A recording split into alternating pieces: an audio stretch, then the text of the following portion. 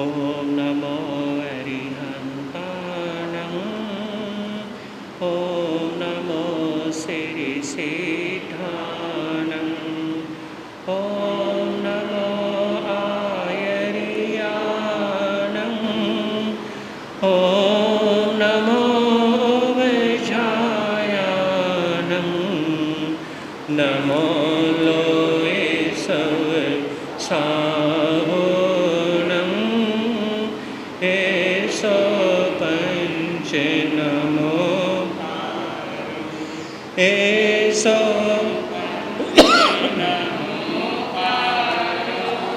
सर्वे पावे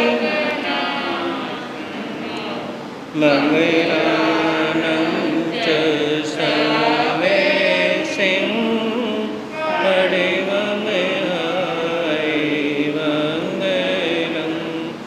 मंगलानं च सर्वे सिं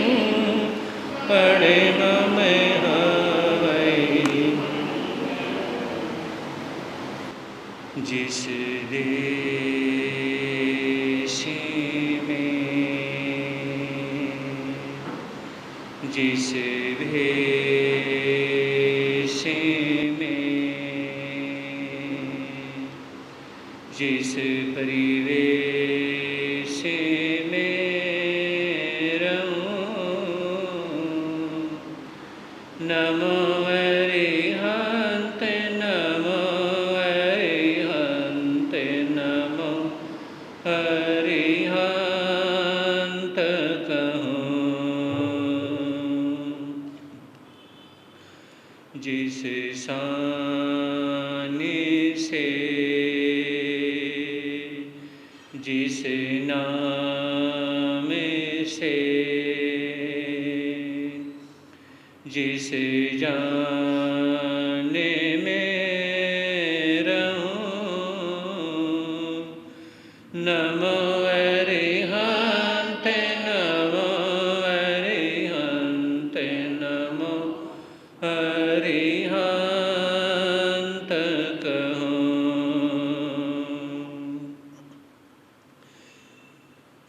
समय नदी के धार के जिसमें सब बह जाया करते हैं समय बड़ा तूफान पर्वत झुक जाया करते हैं अक्सर दुनिया के लोग समय में चक्कर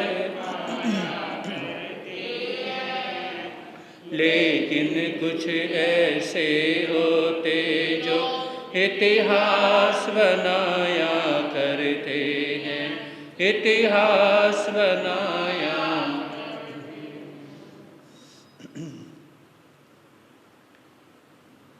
चरण तीर्थंकर श्रवण भगवान महावीर स्वामी के चरणों में कोटि से वंदन अभिवंदन।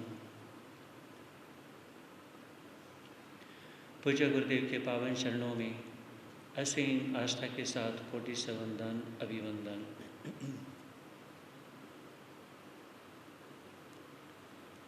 बहुत लोग आज भी जन्माष्टमी मना रहे हैं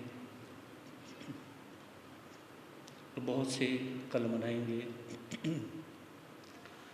तो इसलिए जन्माष्टमी के ऊपर थोड़ी देर के लिए आप लोग 9 बजे तक करेंगे आप नवकार महामंत्र का जाप करेंगे। तो सभी मिल करके सामूहिक रूप से सभी मिल करके बोले नवकार महामंत्र का जाप करेंगे। बोलिए पंच परमेष्ठी नवकार महामंत्र की। चमत्कारी बाबा पूज्य गुरुदेव श्री प्रेम सूजी महाराज की। नमो अरिहंताणं नमो आयर्याणं नमो नमो लोये नमो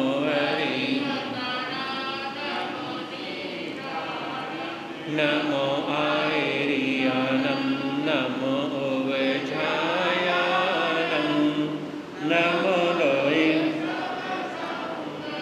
नमो अरिहन्तानं नमो से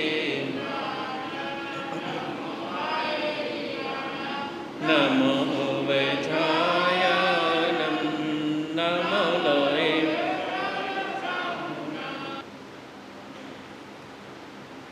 सुनेंगे आप लोग राजा हरिश्चंद्र चरित्र। सत्य पे आधारित और सत्य घटना। एक ऐसा चरित्र जो कि इतिहास के अंदर विशेष प्रकार से सत्य के लिए जाना जाता है। लोगों को वो कहानी सुनने में मज़ा आता है जिसमें दुख सुख की, उतार चढ़ाव की, है ना, परेशानियों की ऐसी बातें हों, ऐसी कहानी सुनने में मज़ा आता है। और सारी सुखी सुखी हों तो वो कहानी सुनने में किसी को मज़ा आता है? नहीं आता। अपनी कहानी दुख की किसी को बताने में मज़ा आता है? नहीं आता ना। अपनी कहानी, पर्सनल कहानी, खुद के घर की कहानी हो और वो सुख की हो, है ना, खुशियों से भरी हो, तो दूसरे को सुनाने में मज़ा आता है। अगर किसी दूसरे इंसान की कहानी सुननी पड़े तो उसकी कहानी से आप लोग ऊब जाओगे। अगर खुशियों से भरी कहानी हुई तो आप ऊब जाओगे, परेशान हो जाओगे, 10 मिनट नहीं सुन पाओगे। अरे अगर वो कोई अपनी दुख भरी परेशानियों की सुनाना शुरू कर दे, है ना, तो सुनने लग जाते हैं। किसके साथ ये हो गया, उसके साथ ये हो गया, बड़ी आसानी से सुनने लग जाते हैं। तो यही फ़र्क है। अपने घर की जो इज्जत बेइज्जती की दुख भरी कहानी कोई किसी को बताना पसंद नहीं करता। सब हमारे घर में गाड़ी आई, हमारे घर में ये है, पैसा है, हमने कोठी ली है, ये है ना, मतलब अच्छी बातें दूसरों को बताने की कोशिश करते हैं और विचार करते हैं कि सामने वाला व्यक्ति अपनी दुख भरी, अपने घर की इज्जत बेइज्जती की बातें मुझे बताए। ये सभी लोग सोचते हैं, चाहे आप लोग भी बैठे हुए हो, समझ रहे हो, सभी सोचते हैं भला कोई नहीं है, समझ रहे हो। सभी ये विचार करते हैं कि अपने घर की इज्जत बेइज्जती की छोटी बड़ी ऊंच नीच की बातें मुझे बता दें, लेकिन मेरे से पूछे ना। अगर मेरे से पूछना हो तो खुशी की बातें पूछे और मैं भी वही बताऊं। है कि नहीं? माइंड का खेल देखो। मतलब इंसान बेईमानी की हद पार कर देता है, समझ रहे हो। बेईमानी की जो हद है ना वो पार कर देता है। ये दुख भरी और ऐसी कहानी, ये चरित्र, राजा हरिश्चंद्र चरित्र, उनकी तो कहानी है। आपको लग रहा है कि ये हरिश्चंद्र चरित्र है, लेकिन उनकी तो बीती हुई, उनकी तो इज्जत की बेइज्जती की घटी हुई कहानी है। और हम बड़े प्यार से सुन रहे हैं, है ना। तो ये विचार करने की ज़रूरत है कि आप सुनिए, किसी की दुख भरी कहानी भी सुने, सुख भरी भी कहानी सुने, लेकिन याद रखें कि किसी की कोई ऐसी कहानी है तो उसमें मैं किसी को शेयर नहीं करूँगा। मेरी ज़िंदगी में ऐसे दुख आए मैं संभाव के साथ सहन करूँगा। किसी की बात मैं उछालूंगा नहीं, किसी की पगड़ी उछालूंगा नहीं। आइए चलते हैं अयोध्या नगरी में। अखिल विश्व में सत्य ही एकमात्र है श्रेय, होता सत्य प्रतिज्ञा का त्रिभुवन में यश गे। इसमें कहा अखिल विश्व में एक ही चीज ऐसी है जिसको हर इंसान श्रेय दे सकता है ना, उसको रिस्पेक्ट दे सकता है, और वो है सत्य। सत्य एक ऐसी चीज है कि इसको श्रेय देना जरूरी है। और दुनिया में इसी को श्रेय दिया जाता है और देना चाहिए। कोई इंसान सत्य का सहारा लिए बिना झूठ नहीं बोल सकता, चाहे किसका जो मर्जी बिजनेस हो, चाहे कुछ भी हो, सत्य का सहारा लिए बिना कोई झूठ नहीं बोल सकता।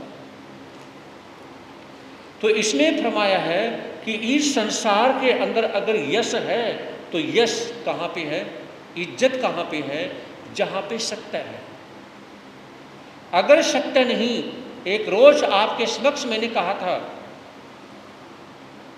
कम से कम सप्ताह में करो या एक महीने में करो, एक दिन तो ऐसा रखो मैं आज 24 घंटे में झूठ नहीं बोलूँगा। समझे नहीं?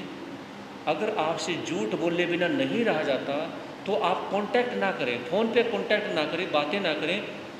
मतलब आप एक महीने में एक बार करें, और देखिए एक महीने में एक बार अगर आपने सत्य बोला है, उसने झूठ नहीं बोली। हर रोज़ पूजा पाठ करते हो ना, सामायिक भी करते हो, इतनी खुशी तो नहीं मिलती होगी, इतनी खुशी नहीं मिलती होगी जितनी सामायिक करने के बाद में खुशी मिलनी चाहिए। लेकिन अगर आपने 24 घंटे में या एक दिन में, 15 दिन में या महीने में एक बार भी अगर 24 घंटे में आपने झूठ नहीं बोला, उस दिन आपके फेस की चमक कुछ और होगी। समझ रहे? उस दिन फेस की चमक कुछ और होगी। कोई आपके फेस को देखेगा ना, ये कहेगा आप परेशान से लग रहे हो। आपके फेस पे थकान महसूस हो सकती है, कोई घर की परेशानी महसूस हो सकती है, लेकिन कोई ये नहीं कह सकता कि आपके फेस के ऊपर कोई विशेष प्रकार से झूठ या छल कपट महसूस हो रहा है।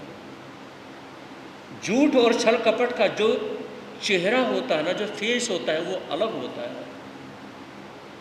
है ना। तो ये विचार करें कि महीने में एक बार भी अगर आपने 24 घंटे में सत्य बोल दिया, आपने झूठ नहीं बोला, तो आप परमात्मा के नज़दीक हैं। और जो इंसान बहुत ज़्यादा झूठ बोलता है, फिर हर रोज़ 1-2 घंटा पूजा पाठ भी करता है, कोई फ़ायदा नहीं है। समझ रहे हो? बस यही कि संसार के अंदर अगर श्रेय किसी को दिया जाए तो किसको? सत्य को। राजा हरिश्चंद्र अब सभा में हर रोज आते हैं, न्याय अन्याय का ध्यान रखते हैं और पूरी पब्लिक का ध्यान रखते हैं कि मेरे द्वारा किसी भी प्रकार की कोई गलती ना हो, दोबारा से मैं उस रास्ते पे ना जाऊं कि मैं नगरी को भूल जाऊं। लेकिन हर इंसान से जलस खाने वाले व्यक्ति दुनिया में मिलेंगे। समझ रहे हो? आप जितना मर्जी अच्छा करो। किसी ने पूछा आप परेशान क्यों हो? आपने कहा कि मुझे फलाने व्यक्ति ने रिश्ते में, बस मैं नाम नहीं बताऊंगा, आपने कहा, ये आपके लिए कह रहा हूं मैं, कहा कि बस ये ना पूछ, लेकिन मेरी ज़िंदगी में मुझे 2-4 लोगों ने, 10 लोगों ने या रिश्तेदारों ने या फ्रेंड सर्कल ने मुझे धोखा दे दिया। समझे नहीं? तो उसमें कहें, आप क्या कहेंगे कि मैं बहुत, मेरी ज़िंदगी में चोट खाई है। तो कहने का तात्पर्य क्या है? ऐसा कोई इंसान नहीं जिससे जलस खाने वाले या खुंदक खाने वाले कोई नहीं हो, और वो इंसान आपसे पूछे क्या आपसे कोई गलती हो गई थी? नहीं तो। और बहुत से भाई बहन इसलिए परेशान हैं कि मैंने सामने वाले को परेशान ही नहीं किया, मैंने गाली नहीं दी, मारा नहीं, पीटा नहीं, कुछ भी नहीं किया, फिर भी वो इंसान मेरा दुश्मन है। हाँ जी, मैंने कुछ गलत नहीं किया, उसके साथ में कुछ भी लड़ाई नहीं करी, मैंने कुछ गलत किया तो नहीं ना। जब मैंने गलत किया भी नहीं और फिर भी वो इंसान मेरे से खुंदक खाता है, वो मेरे से खुश नहीं है ना। वो नज़रें चुरा करके मेरे से बातें करता है, वो मुंह फेर के मेरे से बातें करता है, वो मेरे पास आकर के बैठना पसंद नहीं करता, मेरे पास बैठ करके बोलना, बातें करना पसंद नहीं करता। जब भी कोई बात होती है वो क्या है, वो बैठना पसंद नहीं करता।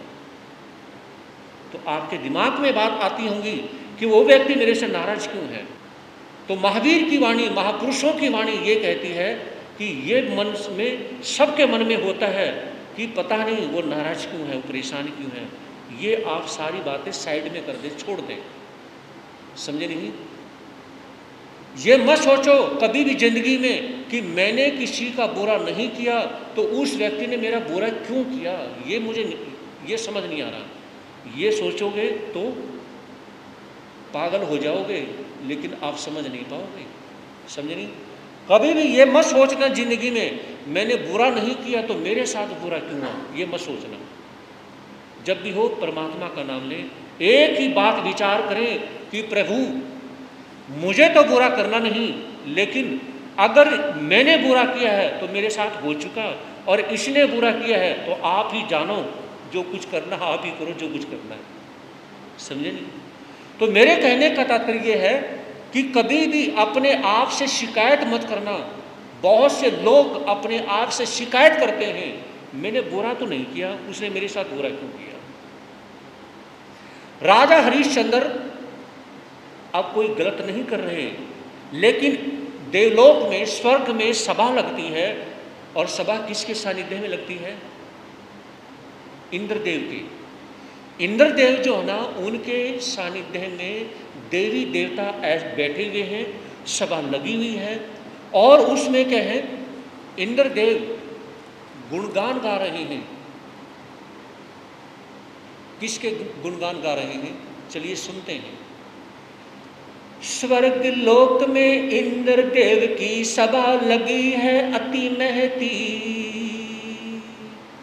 नाना वेश विभूषा भूषित देवराज रजित रहती, पारिजात की मालाएं सब और मनोहर लटक रही, मादक सुरभि गंध से सारी सभा भूमि है महक रही, रत्नों का आलोक समुज्वल प्रभाव पुंज सा फैला है, प्रतिबिंबित देवी देवों का लगा भीति पर मेला है, एक एक से बजते को यंत्र सुषमाशाली, कोकिल कंठी सुरबालाएं नाच रही है मतवाली, कहा इंद्र ने गान सदा ही विषय भोग के होते हैं, देव देवियां व्यर्था अमोलक समय पाप में खोते हैं, सर्वश्रेष्ठ है सत्य आज बस गान इसी का होने दो, मानस पट से मलिन वासनाओं का कलमिल धोने दो।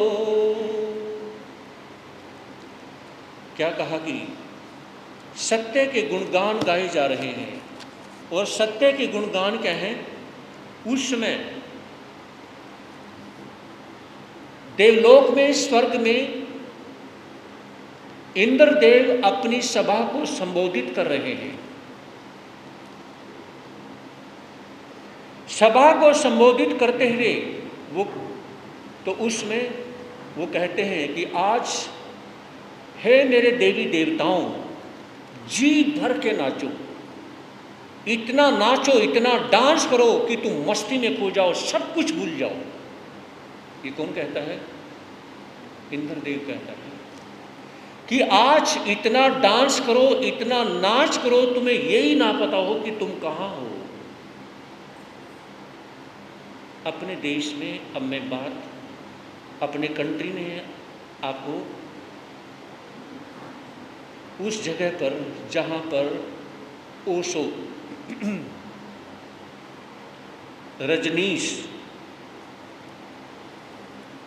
एक ओशो हुए हैं, शायद आप लोगों ने कभी नाम सुना हो, ओशो रजनीश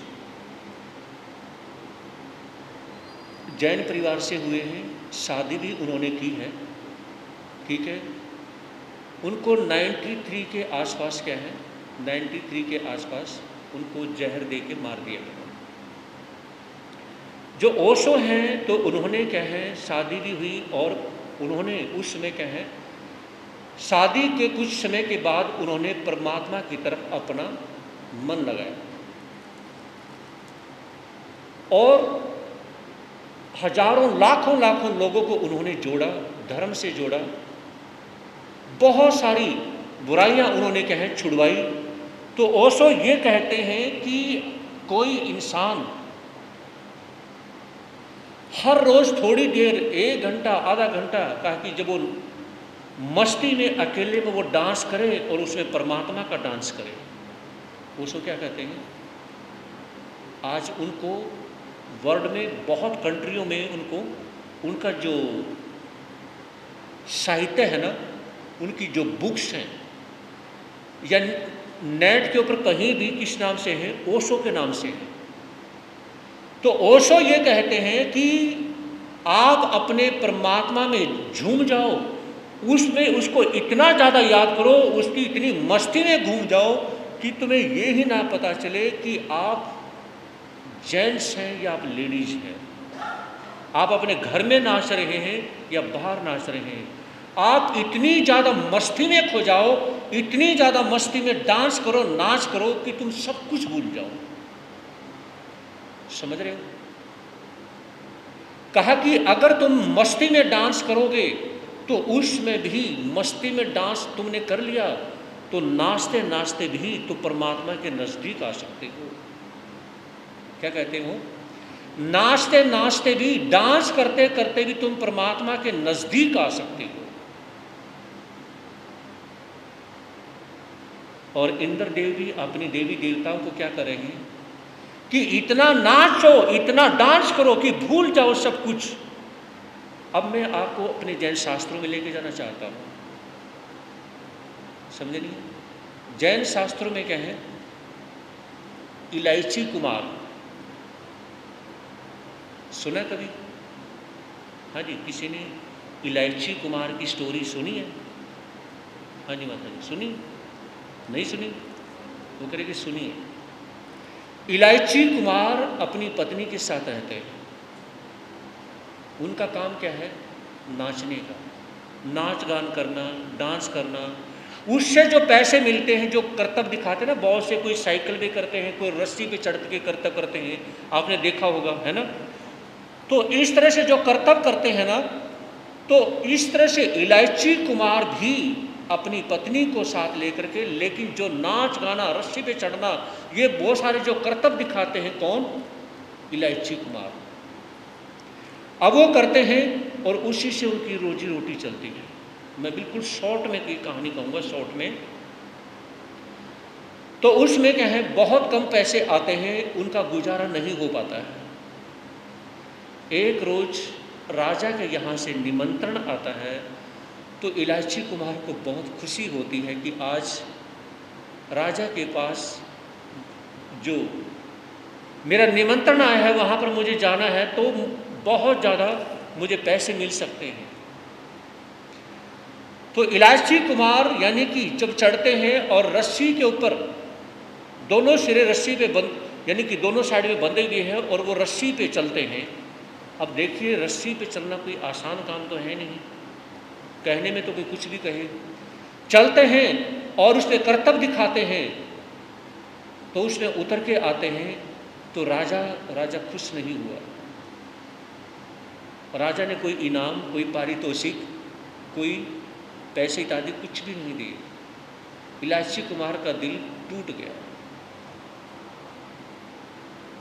तो उसमें पत्नी समझ जाती है, पत्नी पास में आती है, कहने लगी, पतिदेव बात सुनिए, आपने पैसे कमाने के लिए ऊपर करतब दिखाए है ना, पैसे दिखाने के लिए करतब मत दिखाओ। आप ये सोच के चढ़े हो रस्सी के ऊपर कि मैं यहाँ पे करतब दिखाऊंगा तो राजा मुझे बहुत ज़्यादा पैसे देंगे। राजा की वजह से हमारी गृहस्थी नहीं चलने वाली, राजा की वजह से आज तक हमारी रोजी रोटी चली है, बस तो फिर दोबारा से फिर रस्सी पे चढ़ो, करतब दिखाओ और राजा की तरफ से ध्यान हटाओ। वो खुश होए तो ठीक, और ना खुश हो तो ठीक, राजा को दिमाग से निकाल दो आप। कहा कि नहीं, मैं तो नहीं चढ़ने वाला, मेरा दिल तो वैसे ही टूट गया, मैं दोबारा नहीं कर सकता, मर्जी है। लेकिन अगर आप मेरी बात मानो तो दोबारा से चढ़ो, और प्यार करना है दो चीज़ों से करो। गौर से सुनना मेरी बात को, बहुत गहरी बात है। अगर प्यार करना चाहते हो पतिदेव तो सिर्फ दो चीज़ों से प्यार करो। किससे प्यार करो? पहली बात, अपने परमात्मा से प्यार करो। ताकि दूसरी बात, दूसरा किससे प्यार करूं? मेरे से भी मत करना। पत्नी ने कहा मैं अपना नाम नहीं लूंगी, तो फर्स्ट टाइम अपने परमात्मा से प्यार करो और सेकंड टाइम अपनी कला, जो आप कला दिखा रहे हो, इससे प्यार करो। जो आपकी रोजी रोटी है उससे प्यार करो, जो आप काम करते हो उससे प्यार करो, जिस काम की वजह से आप कमा के खाते हो उससे प्यार करो, चाहे वो कर्म कैसा ही हो। एक चोर जब चोरी करने जाता है वो भी भगवान का नाम लेके जाता है कि आज तो कुछ न कुछ मिलेंगे। क्या कहा? तो ये कहा कि आप फर्स्ट टाइम अपने परमात्मा से प्यार करो और सेकंड टाइम अपनी रोजी रोटी, अपनी कला से, जो कला आपके पास में है, जिस कला से आप पैसे कमाते हो उस कला से प्यार करो। सिर्फ दो चीजों से प्यार करो और दो चीजों का नाम लो, ऊपर चढ़ जाओ, है ना। जब पत्नी ने ये कहा, पतिदेव को बहुत अच्छा लगा। इलायची कुमार सोचने लगे कि मेरी पत्नी ने बात तो सही कही है, कोई बात नहीं, अब राजा का दिमाग से मैटर निकाल दे, छुट्टी, इन्हें देना हो तो दे, ना देना हो तो ना दे, है ना। इसने मेरे से खुश होना तो हो, ना होना तो मत हो। सारी दुनिया तो खुश हो नहीं सकती। भगवान राम से खुश नहीं हुई, भगवान महावीर से खुश नहीं हुई, है ना। भगवान कर्म योगी भगवान श्री कृष्ण से खुश नहीं हुई। सारी दुनिया एक से खुश कभी भी नहीं होती। ये विचार वो करते हैं इलायची कुमार, और अपनी पत्नी की बात को सिरोधार्य करते हुए दोबारा से रस्सी पे चढ़ जाते हैं, मस्ती में खो जाते हैं और इतना बढ़िया करतब दिखाते हैं, इतना बढ़िया डांस करते हैं उस रस्सी के ऊपर। जितनी पब्लिक, हजारों की संख्या में जो पब्लिक ही, राजा भी सभी के हाथ तालियों से, गड़गड़ाहट से आवाज आती है कि ऐसे करतब तो हमने देखे नहीं, और पैसे का ढेर लग जाता है। तो इलायची कुमार जब रस्सी से नीचे उतर के आते हैं तो उसमें पत्नी ने कहा कि पतिदेव देखा, आपने मेरी बात मानी, आपने पैसों के लिए काम नहीं किया, आपने परमात्मा को और जो कला आप दिखाते हो उस कला से प्यार किया ना, देख लो पैसे का ढेर लग चुका है। इलायची कुमार कहने लगे अब मुझे ये पैसे नहीं चाहिए। देखो कमाल, देखो, कहा कि आपने मुझे परमात्मा का नाम लेके, आपने मुझे जो मैं कला दिखाता हूं उस कला का नाम लेके मुझे रस्सी पे चढ़ा दिया। उस रस्सी पे चढ़ने के बाद में जब मैंने अपने परमात्मा को याद किया ना, उस परमात्मा ने कहा कि बेटा सारी जिंदगी ये नाचते नाचते, पैसा कमाते कमाते इसी में जिंदगी गुजारनी है क्या, और भी कुछ करना है? कभी मेरा नाम बिना स्वार्थ के भी लेना है, या सिर्फ स्वार्थ नहीं मेरा नाम लेना है? क्या कहा? मन में भाव आते हैं कि सिर्फ स्वार्थ में मेरा नाम लेना है या बिना स्वार्थ के भी मेरा नाम लेना है, तो अब मुझे पैसे की जरूरत नहीं है। लेकिन इसमें आपको मैं अपना गुरु मानता हूं कि आपने मुझे बहुत बड़ी शिक्षा दी है, लेकिन अब मैं सिर्फ परमात्मा के ध्यान में तल्लीन होना चाहता हूं। मैं उस परमात्मा में लोभ लगाना चाहता हूं, मैं उस परमात्मा में अपनी सुर्खी लगाना चाहता हूं, अपना मेडिटेशन सिर्फ परमात्मा का करना चाहता हूं। अब मुझे इस दुनिया से कोई लेना देना नहीं, मुझे नहीं चाहिए अभी, अब मुझे आपसे भी लेना देना नहीं। इलायची कुमार ने क्या कहा? मुझे आपसे भी, मतलब अपनी पत्नी को कहा, आपसे भी लेना देना नहीं, मुझे अब लेना देना नहीं, मुझे तो अब सिर्फ क्या है, उस परमात्मा से लेना देना है। और देखिए नाच करने वाला, डांस करने वाला इलायची कुमार भी अपना कल्याण कर लेता है, समझे, कल्याण कर लेता है। मन में भाव आते हैं कि इसी कर्म की वजह से अगर माताएं बहनें ये विचार करें कि क्या हमारा काम सिर्फ खाना बनाने तक ही है, चूल्हा चौका चलाना तक ही है ना, अगर यही करते करते ही इस जिंदगी को पूरा कर दिया, छोड़ दिया, फिर आगे आगे कहाँ जाएंगे? एक बार एक पंडित जी कथा कर रहे थे और कथा करते करते क्या है, उन्होंने कहा कि जो जिसको जैसा चोला मिला है तो अगले जन्म में उसको वैसा ही चोला मिलेगा। अच्छे जैसे कर्म करोगे तो अपने कर्मों के बलबूते पर उसको वैसा ही चोला फिर मिलेगा। तो कुछ माताएं बहनें प्रवचन के बाद कहने लगी, हमने नहीं आना कल कथा में। क्या हमने नहीं आना कल कथा में? कहा कि क्यों नहीं आना? तो कहा कि हमें नारी का जो चोला मिला है और हमें अगले जन्म में भी चूल्हा चौका फूकना है, तो क्या करेंगे कथा में आगे? इस जन्म में तो चूल्हा चौका फूक रहे हैं, अगले जन्म में फिर करना है, तो फायदा क्या है? जब यानी कि धर्म ध्यान करने के बावजूद भी अगले जन्म में हमें नारी बनना है, अगले जन्म में हमें फिर वही घर के काम करने हैं, जब हर जन्म में हमने यही सब कुछ करना है, तो फिर कथा सुन के करेंगे क्या? हाँ जी, अगर कथा सुनने से भी हमारे पुण्य नहीं बंधे तो फिर करेंगे क्या? फिर तो घर में बैठेंगे। क्यों? क्योंकि कथा सुनने के बाद में अगर हम पाप का बंधन करते हैं, कथा सुनने के बाद में हमारे अंदर उल्टे विचार आते हैं, और कहा कि आपकी कथा सुनने के बाद में हमारा पुण्य भी बंध गया, और पुण्य बनने के बाद में अगले जन्म में फिर हमने नारी बनना है, चूल्हा चौका जलाना है, तो क्या करेंगे फिर कथा सुन के? अगले जन्म में वही यानी कि कमाओ दमाओ बच्चे पैदा करो चूल्हा चौका फूको बस, तो फिर तो धर्म ध्यान करने में कुछ रखा नहीं, इससे तो अपने घर में ठीक है। तो कहने का मतलब ये है कि ये हमारे विचारों के ऊपर, हमारी भावना के ऊपर डिपेंड करता है कि धर्म ध्यान करोगे कोई जरूरी नहीं आपको अगले जन्म में फिर वो चूल्हा चौका ही जलाना है, ऐसा नहीं है।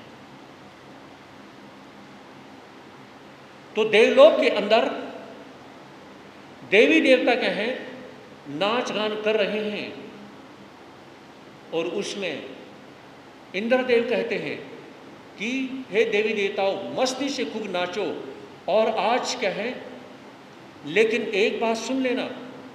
किसने कहा? इंद्रदेव ने अपनी देवी देवताओं को क्या कहा कि एक बात सुन लेना, तुमने नाचना तो है, डांस तो करना है, गीत तो गाने हैं, लेकिन जो गीत गाने हैं वो सत्य के गाने हैं। क्या कहा इंद्रदेव ने?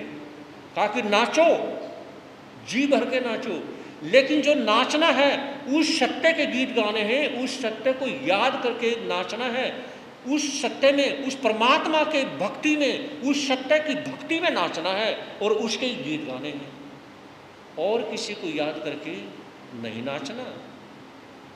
क्या समझे? और किसी को याद करके नहीं नाचना, सिर्फ सत्य के गीत गाओ और नाच करो।